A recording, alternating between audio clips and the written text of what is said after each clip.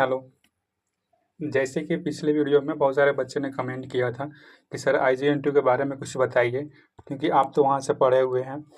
तो आप आईजीएनटीयू के बारे में डिटेल वीडियो बना के लेके आइए, ताकि हमें मालूम चले कि वहाँ का एडमिशन प्रोसेस कैसे कैसे है, काउंसलिंग प्रोसेस कैसा है, डॉक्यूमेंट्री कौन कौन से डॉक्यूमेंट की ज़रूरत है हमें, और उसका फीस स्ट्रक्चर्स कैसा है, हॉस्टल फैसिलिटी जो है, हॉस्टल मिलेगा कि नहीं मिलेगा, और वहाँ के हॉस्टल में क्या क्या व्यवस्था है, हॉस्टल है कि नहीं है, इसके बारे में थोड़ा कुछ बताइए।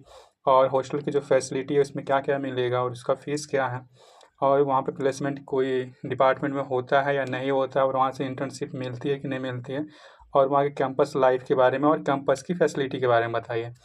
तो मैं इस वीडियो के लेके आ गया हूँ आईजीएनटीयू के बारे में जितनी भी डिटेल हो सकेगा मैं आपको सारा कुछ बताऊंगा कि कॉलेज के फीस स्ट्रक्चर्स क्या है, कॉलेज का एडमिशन प्रोसेस क्या है, काउंसलिंग प्रोसेस कैसे होता है, डॉक्यूमेंट वेरिफिकेशन अगर करवाने जा रहे हो तो कौन कौन से डॉक्यूमेंट की रिक्वायरमेंट होगी, हॉस्टल कितने हैं वहाँ पे, हॉस्टल आपको मिलेगा कि नहीं मिलेगा, या हॉस्टल की फ़ीस कितनी है, और हॉस्टल की फ़ीस अगर हम पेड कर देते हैं फिर मेस का चार्ज कैसे लगता है, कितना लगता है, प्लेसमेंट है कि नहीं, अगर प्लेसमेंट है कि नहीं है, और उसका वहाँ पे स्कॉलरशिप मिलता है कि नहीं मिलता है, कौन कौन स्टेट के बच्चे जो है वहाँ पे स्कॉलरशिप के लिए एलिजिबल हैं, और वहाँ की लाइब्रेरी फैसिलिटी कैसा है।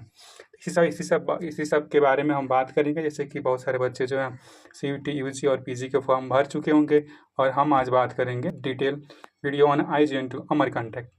ठीक है, तो सबसे पहले हम बात कर लेते हैं। जैसे कि सीयूटी यूजी की रजिस्ट्रेशन चल रहा था और रजिस्ट्रेशन अब ख़त्म हो गया है, तो इसका भी बात कर लेते हैं कि अब इसका मेरिट लिस्ट कब आएगा। तो 9 जुलाई से लेकर और 25 जुलाई तक इसका फॉर्म रजिस्ट्रेशन का डेट था, और डेट ख़त्म हो चुका है। फर्स्ट काउंसलिंग लिस्ट जो है 30 जुलाई को रिलीज़ हो जाएंगी। और अगर आपको किसी भी तरह का दिक्कत है किसमें अगर किसी भी तरह का दिक्कत है इस फर्स्ट काउंसलिंग लिस्ट में, तो आप 30 से लेकर 1 के बीच में जो है आप डायरेक्ट यूनिवर्सिटी को कांटेक्ट कर सकते हैं। और यूनिवर्सिटी को कांटेक्ट नंबर मैं नीचे बता दूंगा, दिया हुआ है सारा कुछ। कोई भी प्रॉब्लम, कोई भी दिक्कत हो, किसी भी तरह की समस्या हो, नीचे मैं सब कुछ लेके आया हूँ, वहाँ आपको दिख जाएगा कि हाँ, जैसे कि मैं बता दे रहा हूँ यहाँ पे सारा कुछ मैं लेके आया हूँ कि किसका। जैसे यहाँ पे सबका नंबर देख रहे हो, नंबर कौन टीचर है, कौन, मतलब कि सबका यहाँ पे है हेल्पलाइन नंबर, आपको वहाँ पे जाके आप बात कर सकते हैं। ठीक है, तो फिर हम बात कर लेते हैं कि आपको किसी तरह का अगर मेरिट लिस्ट में, मतलब प्रोविजनल काउंसलिंग लिस्ट में, फर्स्ट काउंसलिंग लिस्ट में दिक्कत हो तो आप कंप्लेन कर सकते हैं 30 जुलाई से लेकर 1 अगस्त तक। ठीक है, उसके बाद जो है आपको जिसका जिसका नाम आ जाएगा लिस्ट में, फर्स्ट काउंसलिंग लिस्ट में, वो लोग कॉलेज में जाएंगे। कॉलेज में जाके फिजिकली वेरिफिकेशन कराना पड़ता है।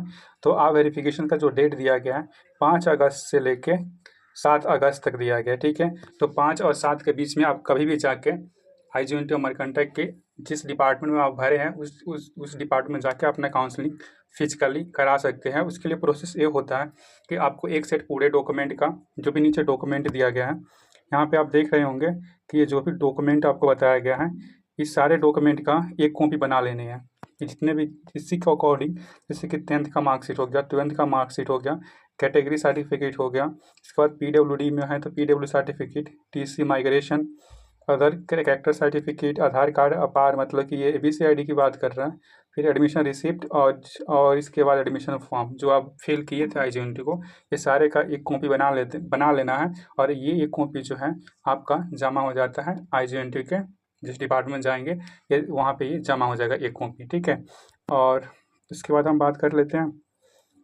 उसका। जब आप वेरिफिकेशन करा के आ जाएंगे तो पहला शॉर्ट लिस्ट जो है, फर्स्ट मेरिट लिस्ट जो निकलेगा, ये आपको 12 अगस्त को निकलेगा। मतलब पहला मेरिट लिस्ट आपका एडमिशन्स का जो निकलेगा ना, वो 12 अगस्त को निकलेगा। और जिन भी बच्चों का नाम आएगा वो बच्चे अपना पेमेंट, शॉर्ट लिस्ट कैंडिडेट जो है, जो भी एडमिशन के लिए शॉर्ट लिस्ट किए जाएंगे, वो लोग अपना पेमेंट कर सकते हैं 12 अगस्त से लेकर 14 अगस्त के बीच में। ठीक है, तो 12 से लेकर 14 के बीच में आप क्या कर सकते हैं, पेमेंट कर सकते हैं। ठीक है, और उसमें से कुछ सीट अगर बचता है तो फिर सेकेंड मेरिट लिस्ट निकलेगी। कि हम डॉक्यूमेंट के बारे में बात कर ही लिए, हम बात कर लेते हैं आपका हॉस्टल्स के बारे में। ठीक है, तो पहले हम बात कर लेते हैं डिपार्टमेंट के फीस स्ट्रक्चर्स के बारे में। तो डिपार्टमेंट का जो फीस स्ट्रक्चर है ना, अलग अलग कोर्स के लिए अलग अलग होता है। लेकिन इतना जान जाइए कि जितने भी आप सेंट्रल यूनिवर्सिटी में बात करेंगे, सारे सेंट्रल यूनिवर्सिटी के अकॉर्डिंग अगर देखा जाए ना, सबसे कम फीस जो होता है ना, आईजीएनटीयू का होता है। ठीक है, आईजीएनटीयू का होता है। जितने भी बच्चे बीएससी और बीए वाले हैं बीएससी और बीए वाले हैं, तो इनके फ़ीस स्ट्रक्चर जो होता है ना, मैक्सिमम 1800 रुपया और मिनिमम 1200 रुपया। मतलब आपका फ़ीस जो होगा ना पर सेमेस्टर 1200 से लेकर 1800 रुपया होगा। उसके बाद हम बात कर लेते हैं बी फार्मा की। तो बी फार्मा की जो फ़ीस जो होती है ना, बी फार्मा की हो गया या डी फार्मा की, इनकी ये जो है प्रोफेशनल कोर्स है। तो बी फार्मा और डी फार्मा का जो कोर्स का जो फ़ी होता है ना, यहाँ पे ज़्यादा होता है। ठीक है, यहाँ पे क्या हर कॉलेज में ज़्यादा होता है। तो बी फार्मा का फ़ीस जो है अभी पर सेमेस्टर 15,000 है, और डी फार्मा के भी शायद 16,000 हो गया अभी। ठीक है, तो इतना आपका फ़ीस लगेगा। उसके बाद हम बात कर लेते हैं, यहाँ पे बीएड भी होता है, बीएड भी होता है, और इसके अलावा एमसीए एमबीए है, बीसीए है, और सारे कोर्स भी है यहाँ पे बहुत सारे। तो उनकी फ़ीस आप देख लेंगे जाके वहाँ पे, लेकिन ये बीएससी और बीए वाले की कितना फ़ीस वहाँ पे लगती है। तो बीएससी और बीए वाले का फ़ीस स्ट्रक्चर जितना मैं बताया हूँ, जैसे कि मैक्सिमम फ़ीस आपका जो लगेगा पर सेमेस्टर 1800, और मिनिमम जो लगेगा ये 1200 से 1800 बीच में आपका लगता है। ठीक है, उसके बाद हम बात कर लेते हैं हॉस्टल्स की। तो हॉस्टल्स की जब हम बात करते हैं तो वहाँ पे बॉयज़ की अगर हम बात करें तो बॉयज़ हॉस्टल जो है वहाँ पे 3 है, 3 बॉयज़ हॉस्टल हैं। एक जो है ओबीसी, मतलब कि इसको हम न्यू बॉयज़ हॉस्टल के नाम से जानते हैं। ठीक है, न्यू बॉयज़ हॉस्टल जहाँ पे 350 बच्चों का स्ट्रेंथ है। एक है जीजीवीएच, तो यहाँ पे जो है कम से कम 750 बच्चों का स्ट्रेंथ है। और एक है सोन हॉस्टल। ठीक है, तो सोन हॉस्टल जो है ना, तो ये पीएचडी वालों का, यहाँ पे पीएचडी वाले बच्चे रहते हैं, और यूजी वाले और पीएचडी और पीजी वाले जो बच्चे रहते हैं ये न्यू बोज हॉस्टल और जीजीवीएस में रहते हैं। ठीक है, तो इनके फीस स्ट्रक्चर्स के बारे में बात कर लेते हैं। हॉस्टल के फीस स्ट्रक्चर्स के बारे में बात करने से पहले हम बात कर लेते हैं वहाँ की फैसिलिटी के बारे में। तो वहाँ पे फैसिलिटीज़ जो है हॉस्टल्स का, तो हम बात कर रहे हैं फैसिलिटी के बारे में। तो वहाँ पर एक प्रॉपर मेस मिल जाएगा, जिस मेस का फ़ीस जो है आपको 2500 से लेकर 3000 आपको पेड करना पड़ेगा पर मंथ। ठीक है, दूसरी बात, वहाँ पे जिम की सुविधा है, लेकिन जिम की सुविधा जो है स्पोर्ट कॉम्प्लेक्स में है, और वहाँ पे बड़ी सी जिम है, तो यहाँ पे आपको जिम की सुविधा अच्छी है।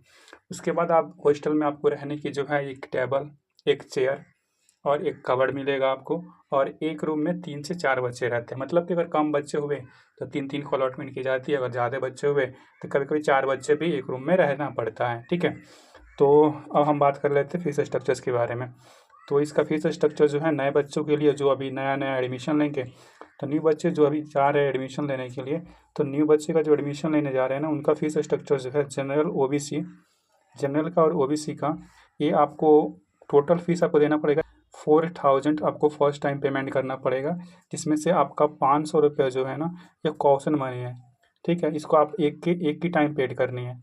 उसके बाद आपको 3500 रुपया जो है ना ये आपका हॉस्टल का होगा। ठीक है, कि कॉशन मनी जो है आपको जब यूनिवर्सिटी छोड़ते हैं ना तो आपको ये फिर से रिटर्न हो जाती है। ठीक है, तो टोटल फीस जब आप एडमिशन लेंगे तो आपको लगेगा 4000 रुपया, इसमें से 500 जो आपको देना पड़ेगा कॉशन मनी, और टू आप फीस जो होगा आपका 3500 रुपया का पर ईयर। तो ये जो आपका फीस स्ट्रक्चर हॉस्टल का ये पर ईयर में है। ठीक है, तो ये ईयरली है फीस स्ट्रक्चर। ठीक है, SC/ST का है तो 500 कॉशन मनी और 500 हॉस्टल फीस, टोटल कितना देना है 1000 रुपया देना है। PWD का है 500 कॉशन मनी, 1575 रुपया हॉस्टल चार्ज, मतलब 2075 रुपया इन लोगों को देना है। ठीक है, अब जैसे भी आप पुराने स्टूडेंट हो जाएंगे, मतलब आप जब 1 साल रह जाएंगे, उसके बाद आप जब ओल्ड स्टूडेंट हो जाएंगे तो फिर से आपको कॉशन मनी यहाँ पे नहीं देनी है, सीधे आपको 3500 रुपया लगेगी जनरल ओबीसी वालों को जो ओल्ड स्टूडेंट है। ठीक है, हॉस्टल की फ़ीस स्ट्रक्चर के बारे में बात हो गई, तो यहीं पे हम बात कर लेते हैं यहाँ के फैसिलिटी के बारे में। तो हॉस्टल की फैसिलिटी के बारे में मैंने बताया है। ठीक है, ठीक है, तो यहीं पे हम हॉस्टल की फैसिलिटी के बारे में बात कर लेते हैं। तो यहाँ की फैसिलिटी अच्छी है, उतनी बुरी नहीं है, बाकी अच्छा है। हॉस्टल जो है अच्छा है, मेस भी अच्छा है, और यहाँ पे आपको रीडिंग रूम की हॉस्टल के अंदर जितने भी हॉस्टल है सारे हॉस्टल में आपको रीडिंग रूम की सुविधा मिलेगी 24 मतलब 24 आवर्स। और इसके बाद लाइब्रेरी का आपका जो होगा, उसके बाद लाइब्रेरी के बारे में बात कर ले तो लाइब्रेरी जो होता है आपको 7 AM में सुबह में खुल जाता है, और रात में 8 PM में बंद होता है। ठीक है, तो आपका लाइब्रेरी जो है ये 7 AM में ओपन होता है और 8 PM में बंद हो जाता है। तो लाइब्रेरी के बारे में अगर बात करोगे तो लाइब्रेरी में हर चीज़ की सुविधा है। तो लाइब्रेरी में आपको कहीं से भी कोई दिक्कत नहीं होगी, बहुत बड़ी लाइब्रेरी है, लाइब्रेरी सेंट्रल लाइब्रेरी है, तो अच्छी लाइब्रेरी है, मतलब कि जितने भी मतलब एक कंपेयर अच्छी लाइब्रेरी है। ठीक है, इसके बाद हम बात कर लेते हैं कि अगर किसी तरह का आपको कुछ किसी तरह का समस्या है आपको, ये 2/7/2026 को निकाला गया था नोटिस, और ये आप 11 बजे से लेकर 5 बजे शाम तक इनको कॉल करके आप जो भी समस्या आप पूछ सकते हैं।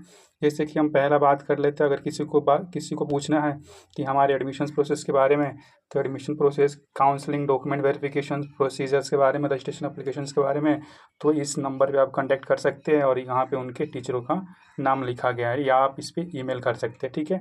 दूसरा, अगर जनरल आपका कोई इंक्वायरी है तो आप इस कॉन्टैक्ट नंबर पे बात कर सकते हैं। अगर हॉस्टल की समस्या है, ठीक है, या स्कॉलरशिप की समस्या है, तो अगर स्कॉलरशिप की समस्या है तो आप यहाँ पे आप कॉल करके बात कर सकते हैं। हॉस्टल की समस्या है तो आप यहाँ पे बात कर सकते हैं फ़ोन करके। ये गर्ल्स हॉस्टल के लिए ये गर्ल्स हॉस्टल के लिए है। फिर ऐसे ही से बॉयज़ हॉस्टल्स के लिए भी है। बॉयज़ हॉस्टल का यहाँ पे नरेश शंकर सर हैं, तो इनसे आप जाके बात कर सकते हैं। इनका कॉन्टैक्ट नंबर है, या आप ईमेल भी कर सकते हैं हॉस्टल के ईमेल पे। ठीक है। तो अगर पेमेंट फेलियर हो जाता है तो उसके लिए आप इनको कॉल कर सकते हैं। ये आपका कॉन्टैक्ट नंबर दिया गया है, तो आप जो भी प्रॉब्लम है आप इस पर फ़ोन करके बात कर सकते हो। ठीक है। तो ये रहा आपका पूरा आपका detail video on IG into Amarkantak के बारे में। ठीक है।